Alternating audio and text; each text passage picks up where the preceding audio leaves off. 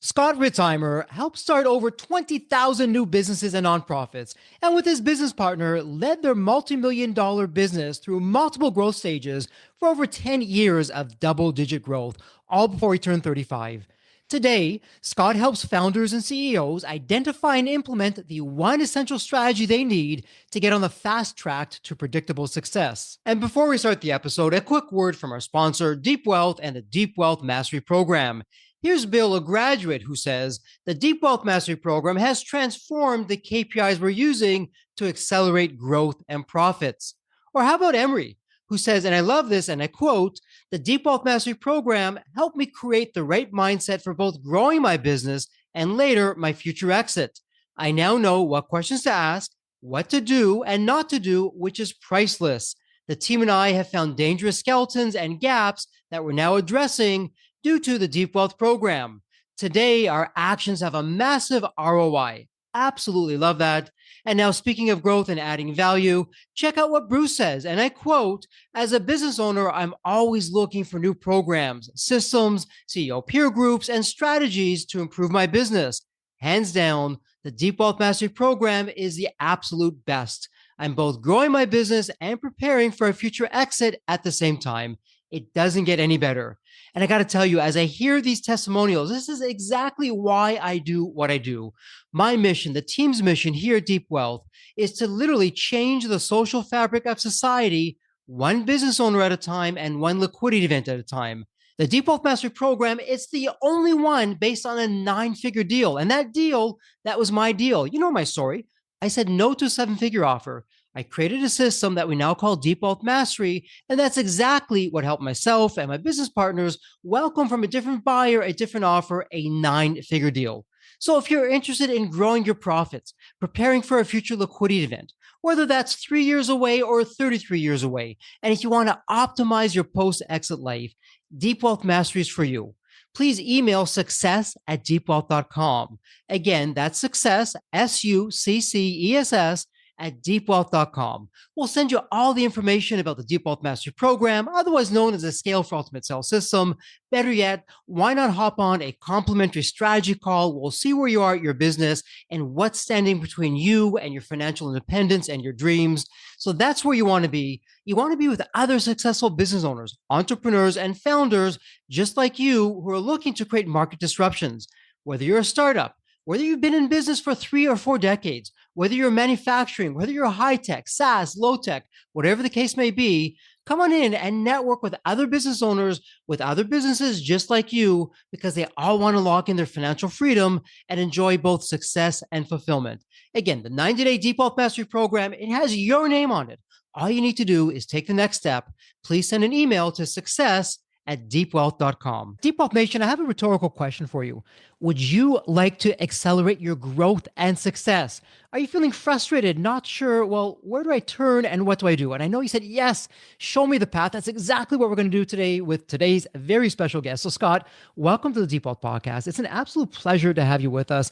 Scott, I'm always curious because there's a story behind the story for everyone. So what's your story? What got you from where you were to where you are today? Jeffrey, well, first off, thanks for having me on the show. Super excited to be here and share with you and the audience today. I was in the seat that many of my clients today are. I was a founder. I had grown what was beyond my dreams of success at the time, especially at the start. And we're probably 5-10 years, somewhere in that ballpark, 7 years into the process of launching, sitting around $7 million in annual revenue. And for several years during our strategic planning process, we'd seen a problem with our profit margins dipping. And this is like a really boring intro to a story, but it gets better, I promise. So a lot of folks will relate to this. It's not quite the profit you were looking for, or maybe not bad, but it was moving in the wrong direction.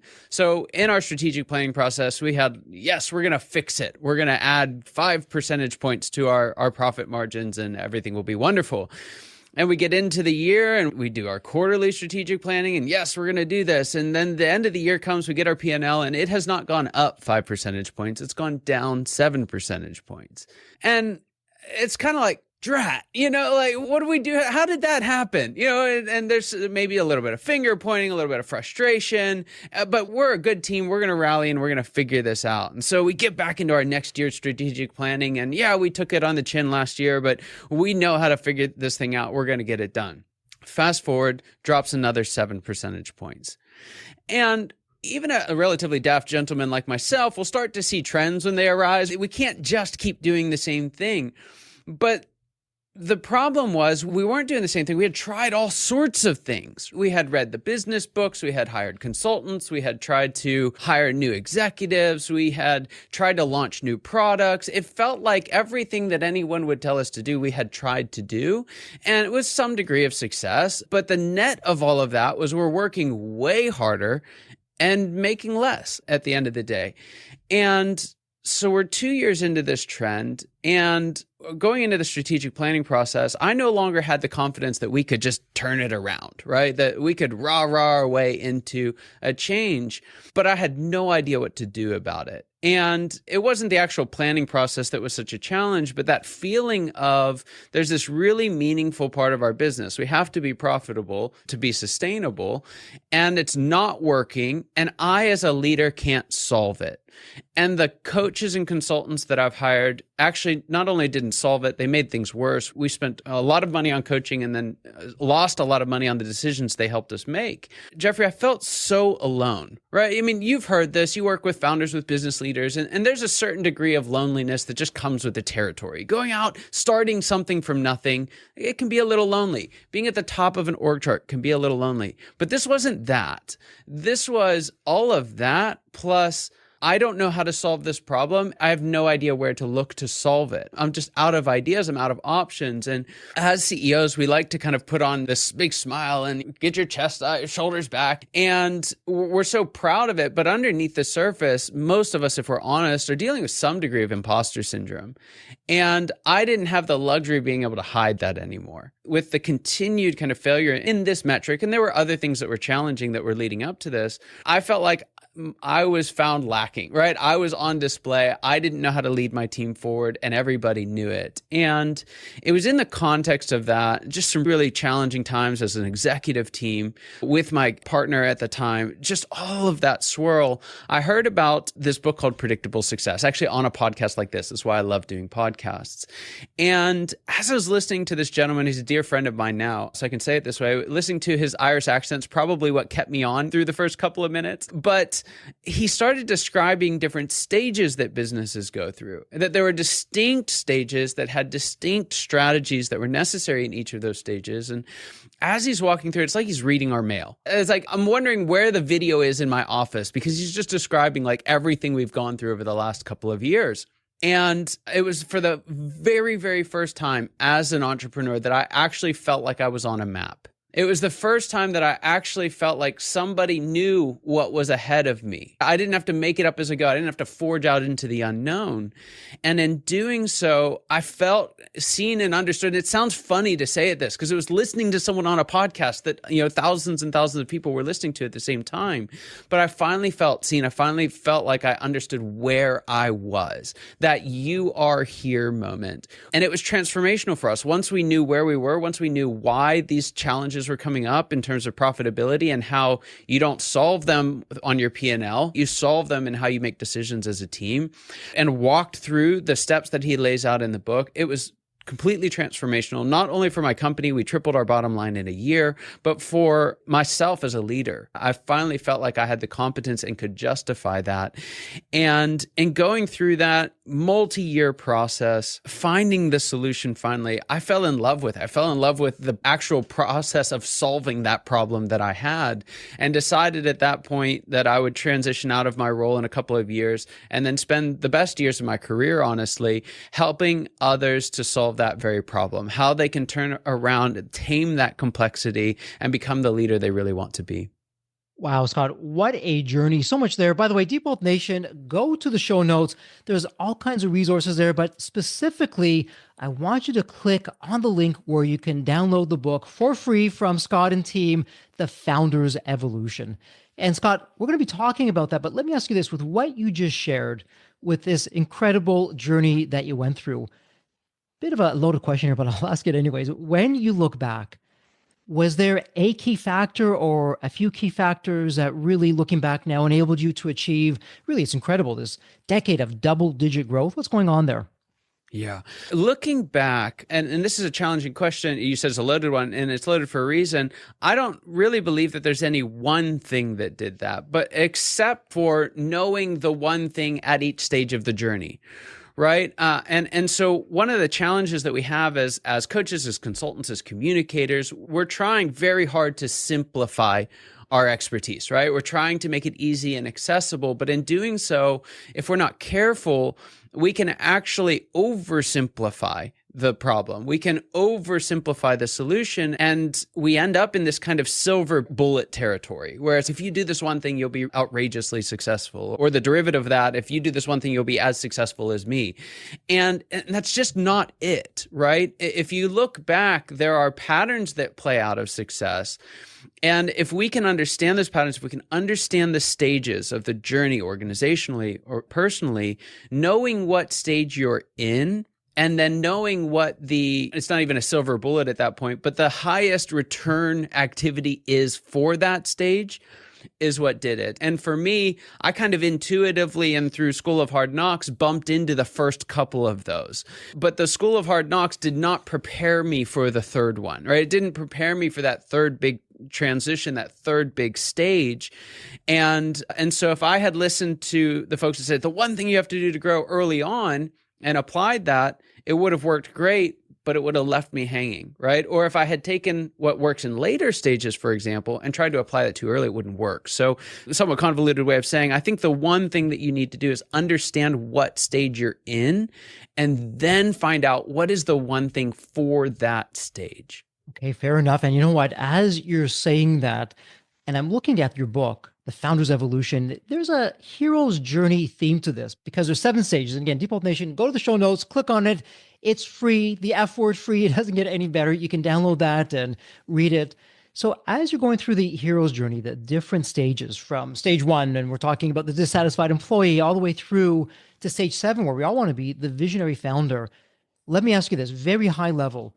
I like to say with Pareto's law, the 80-20 principle, that oftentimes it's the 20% of actions that can either catapult us to our 80% of results that we want or 80% of the results that we don't really want. Yes. Generally speaking, back of the envelope, as founders, entrepreneurs, business owners, what are some of the common patterns that you tend to see that are holding us back, keeping us in the earlier stages of the founder's evolution?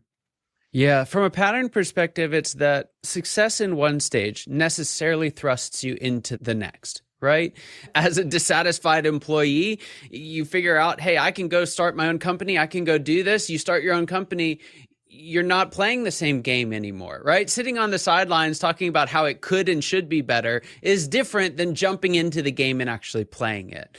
Being that star player on the field, that startup entrepreneur, and having so much success is I've got to hire folks, I've got to bring in a team around me. Well, now you have to lead that team while you play the game. It's not the same game anymore, right? Leading while you're playing is different. And so the pattern is that we have a tendency to over-rely on what has worked.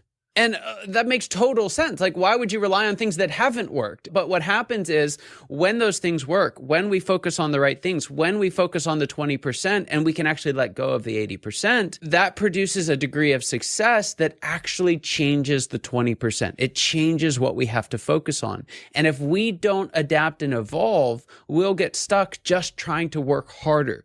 Do more.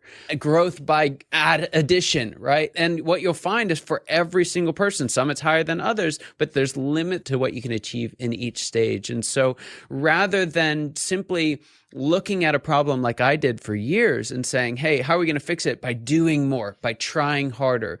For us, it was selling more, right? You can't sell your way out of every problem. And so knowing what worked in the past is great, but knowing what will work in the stage that you've graduated into is even more effective. And Scott, as you're talking about that, I'm sure you can relate to this. I know with my company's startup stage, we get some success, we're growing, found some things that worked. Sigh of relief, we can finally lay off the gas pedal and just continue to zoom forward. But you're so right. Oftentimes, what works for us today, it just stops working. Perhaps it's the marketplace has Yes. changed. Perhaps the Yes. size of company, the dynamics has changed. And to your point, adding more people isn't necessarily the answer. And Yeah. oftentimes, sadly, oftentimes, it can create more of a problem than the Yeah. solution. So, what's going on with that? So, for listeners saying, guys, yeah, I hear you. I've kind of seen that, but I just don't get it. Why is it that what's working today in your experience isn't going to work for forever and things do change? So, what are some of the telltale signs that I should be on the lookout for? Hey, maybe this is going to stop working tomorrow or suddenly, that I better Yeah. start that change process now. Yeah. So I would say it is. It's going to change. Unless you're in stage 7, which very few of us are, you can reasonably expect that if you do well, the game's going to change on you. So I don't think that we ever really reach this point where we don't have to be thinking about what's coming, as founders at least, as business leaders. So it's always there. What are some signs that it's right there, right? You're right on the cusp. There are 7 big questions. I'm going to zoom in on a couple in the middle. The rest of them are in the book. But for folks that are kind of in the middle of the belly of this journey, right? The hero's journey has that dip in the middle third, the middle act, right? And in that difficult period, there are 3 big questions that we find ourselves asking. The first one is, what's wrong with these people?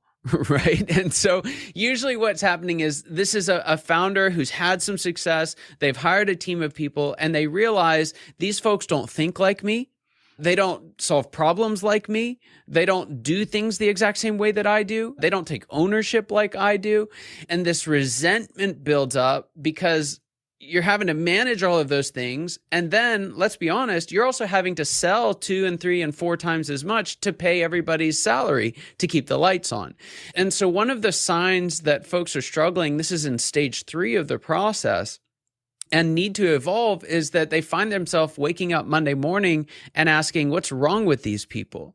When in fact, the question that we really should be asking is, what does my team need to succeed? You have to stop making it about you and what you need to succeed and start shifting to what your team needs to make to succeed. It's the shift of being a star player to becoming a captain of a team. So that's the first one. And I found that it trips up just about all of us, but it's not the last question either. Okay, so it's not the last question, it's one of many questions. So we're starting to see these changes. And of course, what entrepreneur doesn't want? Hey, I want to accelerate growth. I want to create a market disruption. I want to see my profits go up. I want to see my market share go up. And the list goes on and on with that. Again, it's going to be general. It's going to be very high level. And you'd be perfectly right to say, Jeffrey, it really depends on the company, on the leadership team. And we'll get there in your step 7 and all the way through that. But again, generally speaking, how as entrepreneurs should we be changing and adopting our mindset? Because, hey, what we're going in is not going to be the same for what we need to eventually get the company Yes. to the next level and even exit. Yes. So again, big picture wise, from where we are today, what would you want us to know? This is going to sound a little abstract, but the reality of it is at every stage, it is less about you. If you want to continue success in business, I believe you have to wrestle down the reality that it's not about you anymore. For example, you start your business, it's about what you can close and what you can deliver. Well, you hire a few employees and now it's about what they can deliver and you can close. You hire a few more, it's about what they can sell and what they can deliver. You hire a few more, it's about how you lead the people who sell and deliver. And what happens is, if we were to take you as a percentage of the total number of people in the company, right? And the beginning, you're 100%. Well, at 10 people, you're just 10% of the puzzle. At 100 people, you're 1% of the puzzle. And so your skills are increasingly less about you and your individual performance, and they're increasingly about you and the structures and systems and, to some extent, skills that are necessary to lead the organization, not be the organization, but lead the organization. And I think if you look at the big kind of milestones between these stages, they are usually at places where we have to evolve very heavily with regard to how we lead. From leading ourselves to leading others, to leading leaders, to leading executives. These are all big, distinct shifts in the necessary and beneficial leadership style for a founder. And so, Scott, as you're talking about that, you're taking me right back to stage 4 in the founder's evolution, and stage 4 being the disillusioned leader, where, as you say, hey, it's no longer about you. Yes, you started the business. Yes, you put your blood, sweat, and tears, as the saying goes, into the business, But hey, now it's grown and this is much bigger than you. It's more than you. In fact, it shouldn't even be at all about you. And what I like about that, as challenging as that is with phase number four, it's also here at Deep Wealth, one of the biggest obstacles that we see. So when business owners are coming to us, hey, I want to lock in on my financial freedom. I want to move on to the next chapter of my life. I want to be independently wealthy. Terrific. It's right here that we find, well, the company doesn't run without them. Everything revolves around them and nothing happens without them. Yes. Big problems that are going on there. And for most entrepreneurs, they're not getting past it. And once they realize that, to your words, they do become disillusioned. And some of them just don't cross the finish line. They don't get out of there. So what's going on with that particular phase that so many entrepreneurs just throw in the towel, or they keep on doing what they've always done, hoping that it's going to get the results that they've always gotten, but usually it never works out that way? Yeah. So a funny story from a few years back, my wife and I we had our third child, and our kids were spaced out a little bit. So they were 10, 8, and 0 at the time.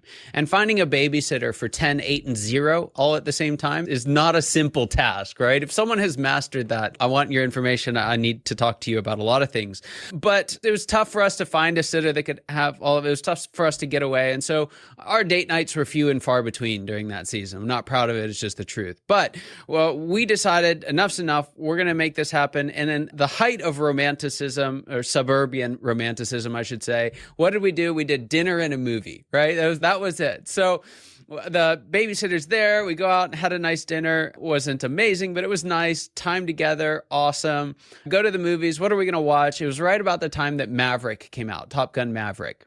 And so we're watching the movie, and it was cool. Like, it's hearkening back to the original. I'd seen it as a kid, and the 80s music and the fast jets and the motorcycles and the beach volleyball, the whole 9 yards, right?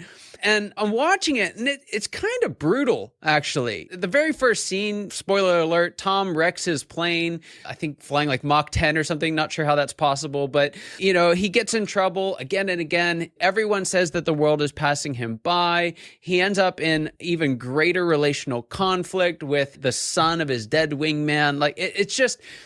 everything that can go wrong seems like it's going wrong. And so we're watching the movie, and I'm kind of sitting there like enjoying it, but wondering like, wow, this is brutal for Tom. Like, he's not having a great day.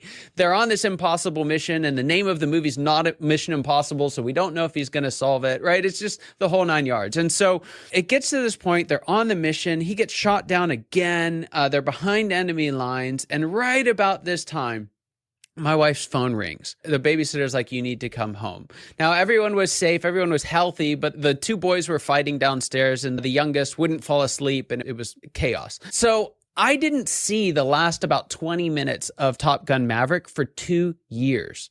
Right? For 2 years. And again, if you stop the movie there, right where I did, behind enemy lines, everything that can go wrong has gone wrong.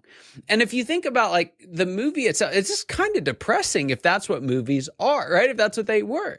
And what makes it all worth it, 2.5 years later, it came out on Amazon Prime or something like that. And I was able to watch the final 20 minutes. And it's the triumphant return and the whole 9 yards. And he gets the girl, and it's all those circles come back together. But what happens if Tom, when he's behind enemy lines and it seems like all hope is lost, if he says, is this it? Is this what I did all of this for?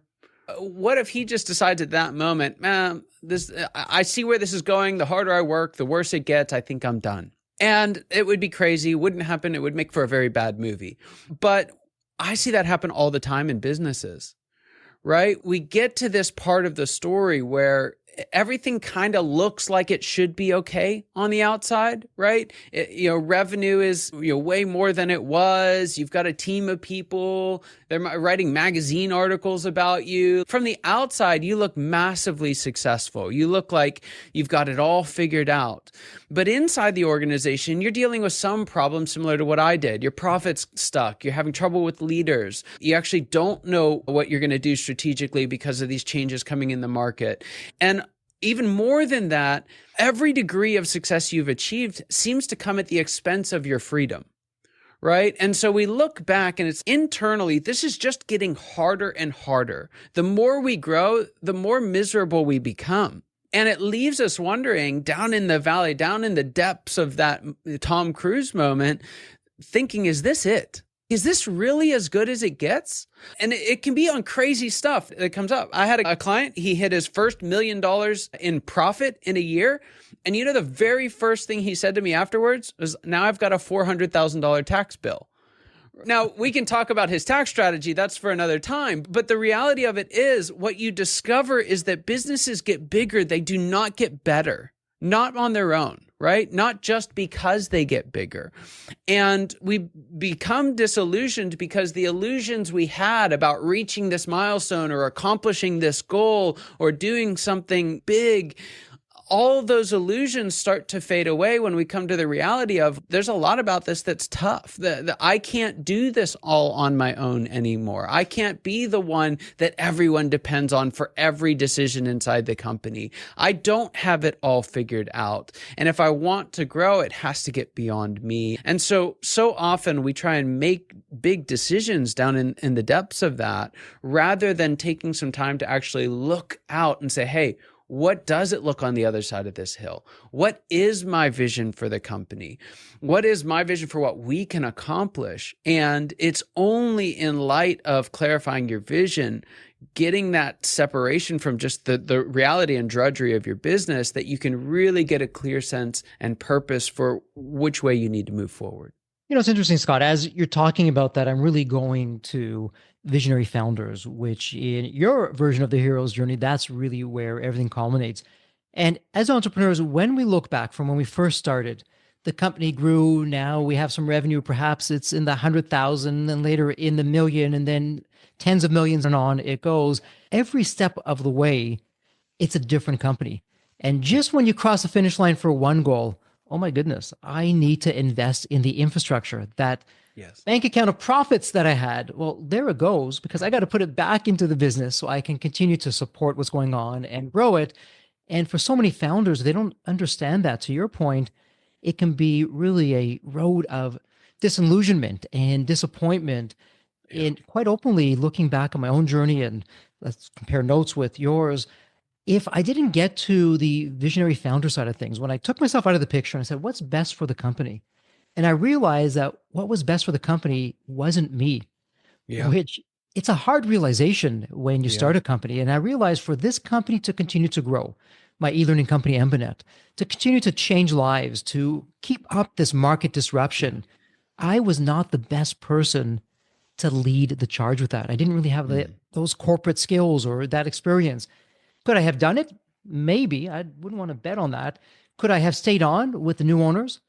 Probably not, because I know my personality and it would not have been the happy ending. And so it's really checking the ego at the door and saying, okay, my team members who help get the company here, the clients that we serve, the ones that we will be serving that don't know about us yet, but they will, for their benefit, let me step out of the way and put the right things in place.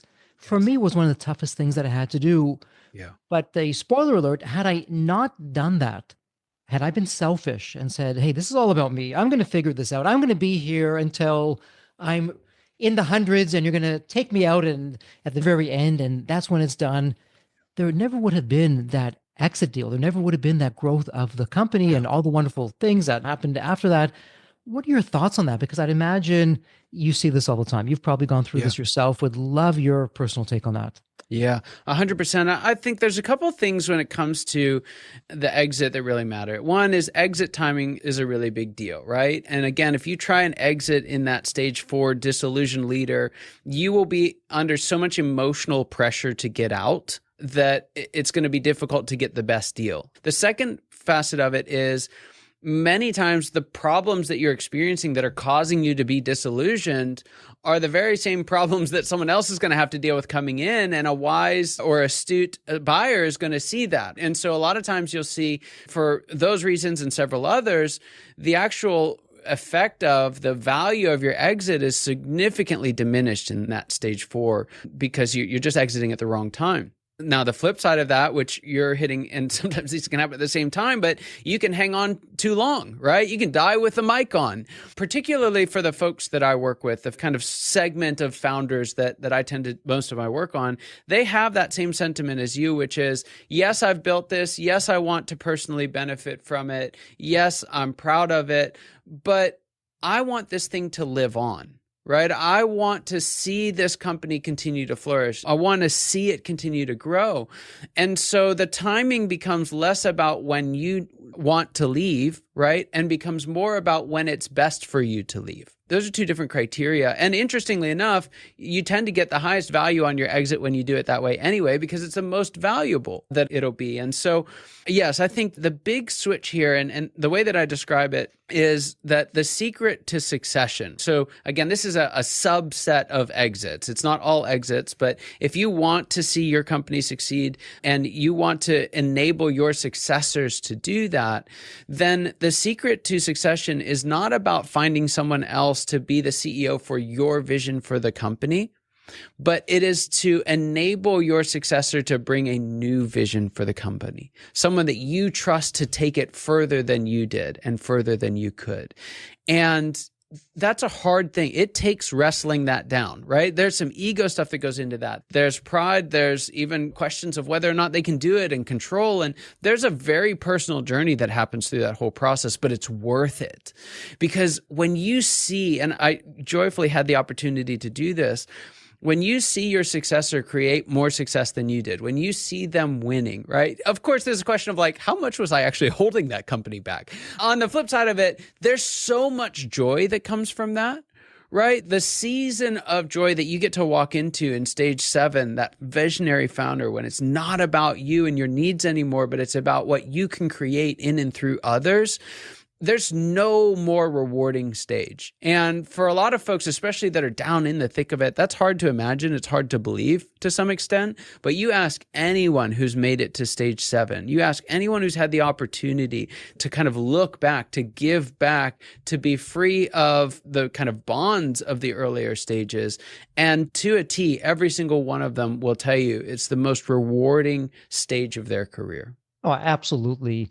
In order to get there, though, things have to change. And we've been talking about that. I want to fast forward just a tad. And let me ask you this. You've had the privilege and the honor of 20,000 businesses that you and your team, you've been able to work with. I mean, that is a massive amount of businesses, a massive number of businesses that you've been in the trenches with. And again, from a very high level, when you look back, we can look at the glass half full, half empty. Why don't we do a little bit of both? So when you're looking at the 20,000 businesses, I'm sure some perhaps stumble. Maybe some didn't even make it out of that free fall that they went into, and others perhaps they did, and they went on to wonderful, terrific things. Trends, insights, best practices. What should we not be doing as you reflect on those 20,000 plus businesses? What would we want to avoid at all costs? Again, it's hard for me to answer these questions because I believe that what the answer for that in each stage is different. And I would say if you were to take that, you take a pattern that big and you say, what's the common denominator? Some of them had too much system and process. Some of them had not enough, right? Some of them had too great a focus on sales and revenue. Some of them didn't have enough. Some were too innovative. Some were not innovative enough. And you have these gradients across all these different spectra. And so it can be hard to say what's the common pattern. And the common pattern is, are they focusing on the right things at the right stages? And so I tend to sound like a broken record at this point in most podcast episodes because we keep coming back to, you've got to know what stage you're in. You have to know what stage your business is in. And when you understand what stage you're in and what stage the business is in, what you have to focus on is highly predictable. What's going to cause you grief and what's ultimately going to cause you to fail if you're not paying attention is highly predictable. But in some senses subtle, but in others dramatic, what those things are is very different at each stage. And so again, to give one piece of advice, it would be to recognize what stage you're in and to be a student of what works in that stage. Yeah, that's actually wonderful advice because love and respect what you're saying. Hey, Jeffrey, you know what? There's so many different moving parts here that I can't give a one size fits all. But you did in really that sense of, hey, where am I? What's going on here? What are some of the scenery that I'm passing? What are some of the trend lines here that I should be aware of? So just being aware of what particular stage I'm in and then how to deal with that. And I suppose that could cut both ways, Scott, of, okay, let me stop doing this because, hey, the scenery's changed. Yes. Marketplace has changed or the company has changed and what worked today isn't going to work tomorrow. So I better start making that change right now for both the not so great and also, hey, I want to get to a wonderful, a terrific place. Let me start doing that now. And so with that in mind, some of your secret sauce here. So I'm showing up to you and the team. Okay, Scott, here's my company. Here's what we're doing. Let's work together. What does that look like in terms of timing and the process and the kinds of results that I could expect to see? Yeah. Yeah. So with my clients, when we first get started, we usually work over the course of a year. And there's two big phases to that. There's the individual phase and then the organizational phase. And so what we do early on through a coaching setup is we get really clear on what stage they're in, what their leadership style is, and what their organization stage is. We use all three of those. And if you could kind of picture it as a Venn diagram of sorts, what I found is that the essential strategy, the thing that's been missing, the answer to your question that you keep asking, actually comes at the intersection of those three things. It can be unique to each person to some extent. Really what it is unique to each combination of these different factors. And so we've got some assessment tools and a process where we can take folks through the discovery of understanding those three elements and what that essential strategy is in the middle. So we're able to boil down the world of all the things that they could possibly focus on to that 20% for right now. And then what you'll find for folks that are especially stages 4, 5, and 6, where I do most of my work, you can't fix it all by yourself. And so what we do after working 6 months together and cleaning up everything that we need to from the founder's perspective, we can then shift to the leadership team. And we work through a series of workshops over the next 6 months to build the structure around the founder and ultimately build the organization that they want, get them to the stage that they want. And in doing that, Scott, because again, you can have the best system, the best strategy. For me as the leader or the entrepreneur or founder, if I'm not willing to make that change, then it's all academic. It's all theory. It's really not going to make a difference. I'm not going to be executing properly on it. I'm just not going to be there.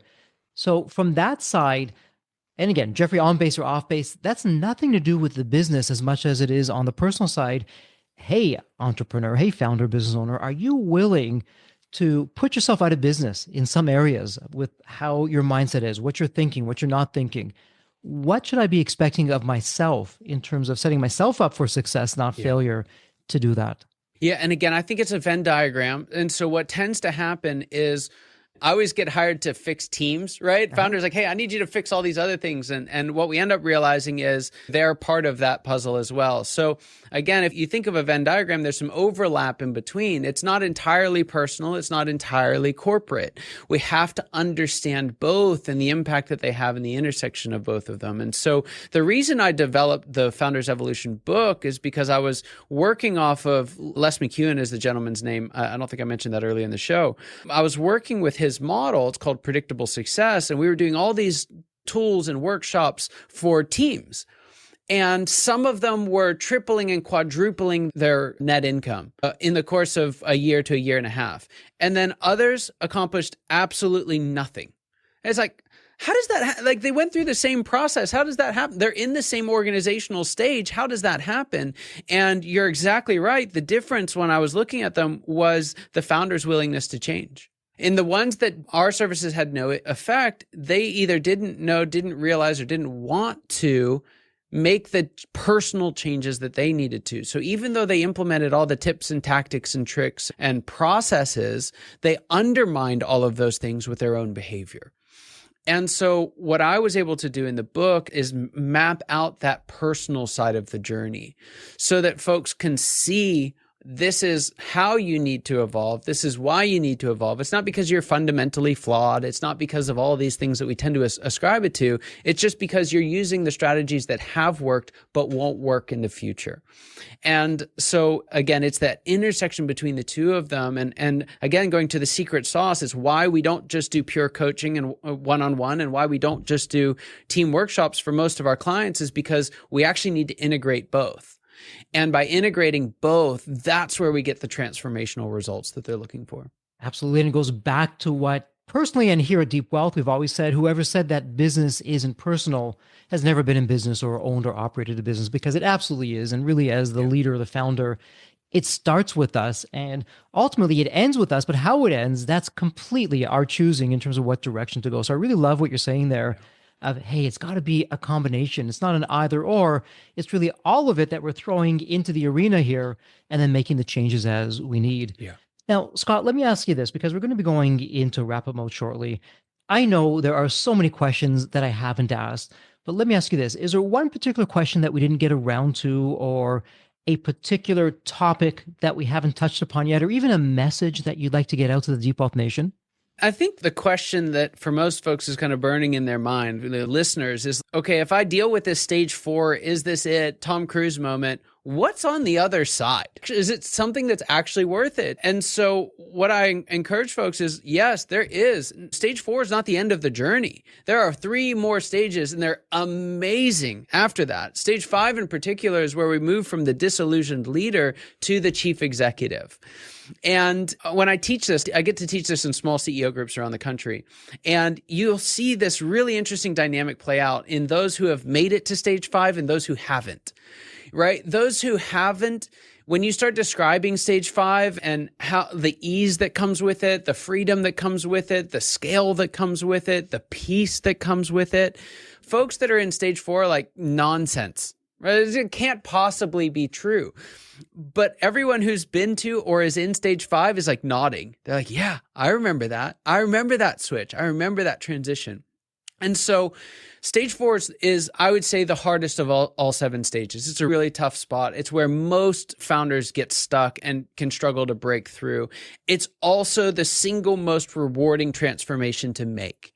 From stage 4 to the, for lack of a better term, glory of stage 5, right? The grace, the ease, the poise, the scale, all of that is worth it. So if someone's sitting there listening and they're feeling that, is this it? Is this as good as it gets? The answer is unequivocally no. It can always get better.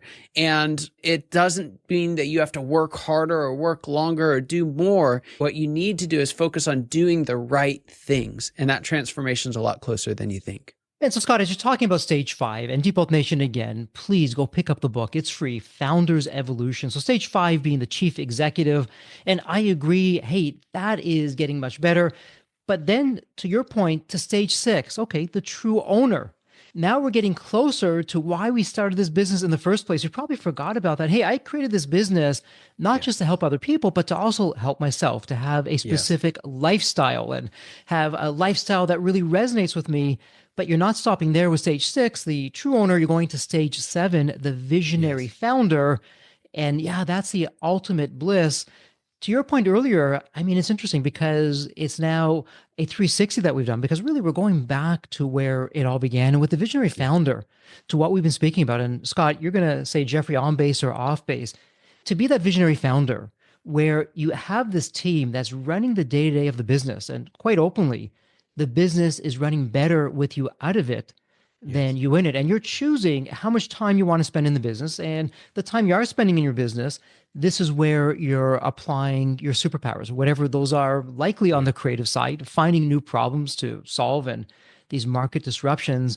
But to your earlier point, Scott, to get to that visionary founder, wow, that's a lot of inner work that you don't really hear a lot about, because we have to change as the founder of the business to get out of the way, to put the right people in the right way, if I can say it just like that.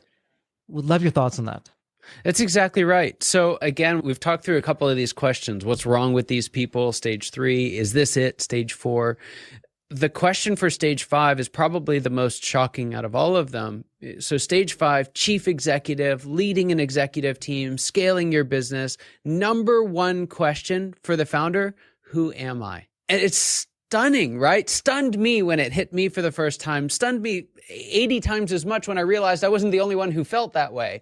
But when you succeed at getting yourself out of so many parts of the business and it succeeds without you, you start to wonder, like, well, who am I? Like, if I'm not my business, if I'm not essential for every decision every day, if I'm not even essential for every decision some days, if this whole thing can live and run and breathe without me, if it's different than me, then who am I? What's left? And if you can't wrestle that to the ground, you can't thrive in stage 5, because you're going to constantly undermine your success and go back to stage 4, and you're just going to deal with the frustration of that. So yes, that inner work, that personal understanding, that self-awareness, that independent vision for your life that isn't bound to or even limited to your business. That's where you start to set the framework for achieving stage 6 and stage 7. All that happens in stage 5. And Scott, what's interesting about that, and Deep Wealth Nation, please pay careful attention to this, because I'm going to take myself out of the microscope here, and I'm going to look at some of the now alumni from the Deep Wealth community, the Deep Wealth Mastery Program. This is our 90-day flagship program. And oftentimes when I'm speaking with entrepreneurs, they'll ask me, Jeffrey, what's the difference for people that have gone through your program that have a 7-figure offer or an 8-figure offer or even a 9-figure offer? And the short answer is, it's a huge difference. It could be the same company, but the ones that, and I'm thinking of one particular business owner, came to us, turned down an 8-figure offer, went through our system. We made no guarantees, no promises. I actually told him to take the offer, not work with us, but he did otherwise. And he did. He ended up getting the 9-figure exit. Wow. When I look at that deal, when I look at my deal, when I look at all the other deals that we've worked on behalf of our clients in the community, the companies that are ascending to the top with these astronomical exits, these huge market disruptions, it's not about the owner. And the buyer, the investor, that is what they want. And when I speak to the buyers and investors on this very podcast, Jeffrey, I don't want another second full-time job, otherwise known as this business that I just bought, because the owner has to be involved. Because I know the owner's going to ride off into the sunset. They're not going to be there. Maybe I don't want them there. It has to run without the business owner. Yes. And as entrepreneurs, it's like throwing cold water in our faces for some of us, because what do you mean? What do you mean it's not about me and you don't want me there? It's really a hard pill to swallow on that. And so before we go into wrap-up mode, we just love some of your observations on that in terms of what you've seen with the 20,000 plus companies that you've done, and where it's been and where it hasn't been relative to what I shared.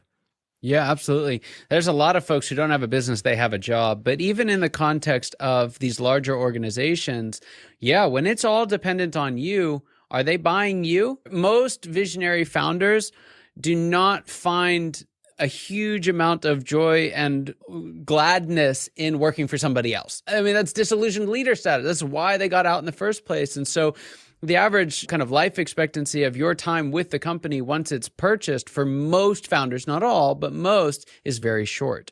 So then you have to think, well, then what are they buying? If you're the biggest asset and you're not part of the deal, what's left? That's a scary question. So in this process of separating ourselves ahead of time from the company, becoming a CEO, what it does is it actually sets us up for stage 6 and having another CEO in our place. Well, if you've got a buyer who doesn't want to be CEO, right, which is most big buyers at least, and you can say, here's a business that already has a CEO, here's the success that they have. I mean, what's the valuation on that? It's enormous, relatively speaking, especially compared to here's a business that I'm completely knit into and it's going to fall apart without me. And so, yes, the stages and the separation that you need to do to achieve those stages has a profound impact on the exit process as well. And I would say for founders, there's this kind of question of when we get to stage 6, what's next? Now, what do I do? There's only so much golf and gallivanting. And what makes stage 6 really cool is it's not just about owning and not running your business, which would be enough in and of itself. That's an amazing place to be. It's actually that in owning and not running your business, you now have the capacity and resources most of the time to start thinking not in terms of your business, but your businesses. Right? And start thinking about other things that you would want to start, other folks you would want to partner with, other assets that you'd like to purchase. And it opens up this whole new creative domain for founders to express their vision, right? To solve interesting challenges. And none of that's possible if you're constantly having to deal with all the nitty-gritty intricacies of, the world inside your business. So again, that graduation from stage 5 to stage 6 and then ultimately to stage 7, your world just gets bigger and bigger in every stage. Absolutely. And it's ironic that for it to get bigger, we have to get out of the way more times than not to do that. And obviously make sure that we have the right people surrounded and really leading the charge with that. So a lot there. Again, Deep Wealth Nation, go to the show notes. It's a point and click, get the book. So Scott, that said, we have a tradition here on the Deep Wealth Podcast. Every guest, I have the privilege, the honor of asking the same question. It's a really fun question. So let me set this up for you. When you think of the movie, and we were speaking about movies earlier, here's a different one for you, Back to the Future. You have that magical DeLorean car that can take you to any point in time. So Scott, imagine now it's tomorrow morning.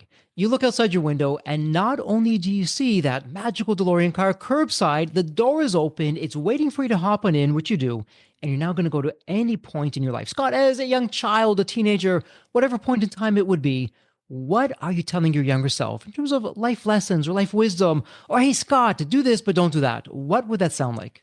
Wow.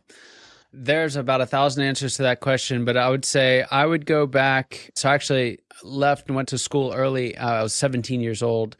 And I don't know if it would be right in that window or right before it. I'd have to give it a little more thought. But I would go back and tell myself that life is a lot harder and a lot more rewarding than you think. And doing meaningful things in general is a lot harder, but it's way more worth it.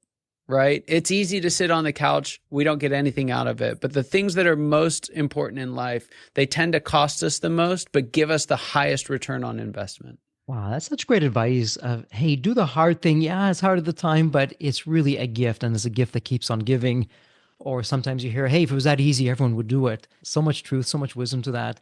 And Scott, before we officially wrap up, somebody has a question, they want to speak to you or the team, they want to begin to work with you, where would be the best place online to reach you? We're across all the social media platforms. I'm a little bit of a dinosaur, so the best way to reach me would be to head to scalearchitects.com, either grab one of our free resources there, or you can reach out to me directly with the form on the site. Okay, Deep Wealth Nation is all there in the show notes. It's a point and click, doesn't get any easier. Well, Scott, it's official. This is a wrap. And as we love to say here at Deep Wealth, may you continue to thrive and prosper while you remain healthy and safe. Congratulations once again, and thank you so much. Thanks, Jeffrey. So there you have it, Deep Wealth Nation. What did you think? So with all that said, and as we wrap it up, I have another question for you. Actually, it's more of a personal favor. Did you find this episode helpful? Have you found other episodes of the Deep Wealth Podcast empowering and a game changer for your journey? And if you said yes, and I really hope you did, I have a small but really meaningful way that you can actually help us out and keep these episodes coming to you. Are you ready for it? The dramatic pause. I'll just wait a moment. Drum roll, please. Subscribe. Please subscribe to the Deep Wealth Podcast on your favorite podcast channel. When you subscribe to the Deep Wealth Podcast, you're saving yourself time. Every episode automatically comes to you. And I want you to know that we meticulously craft every one of our episodes to have impactful strategies, stories, expert insights that are designed to help you grow your profits, increase the value of your business, and yes, even optimize your post-exit life and your life right now, whatever you want that to look like. And every time you subscribe and a fellow entrepreneur subscribes, it's a testament to how together, yes, we are changing the social fabric of society. One business owner at a time, one liquidity event at a time. So don't let the momentum stop here. Subscribe now on your favorite podcast channel. You'll never miss an episode. You'll be the first to hear from the top industry leaders, the innovators, the disruptors that are really changing and shaping the business world. And maybe you're commuting, maybe you're at the gym, maybe you're taking a well-deserved break that we spoke all about on this episode.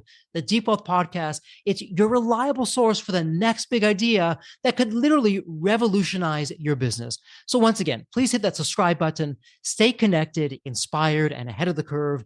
And again, your next big breakthrough moment, it might just be one episode away. Maybe it was even this episode. So all that said, thank you so much for listening. And remember, your wealth isn't just about the money in the bank. It's about the depth of your journey and the impact that you're creating. So let's continue this journey together. And from the bottom of my heart, thank you so much for listening to this episode. And as we love to say here at Deep Wealth, may you continue to thrive and prosper while you remain healthy and safe. Thank you so much. God bless.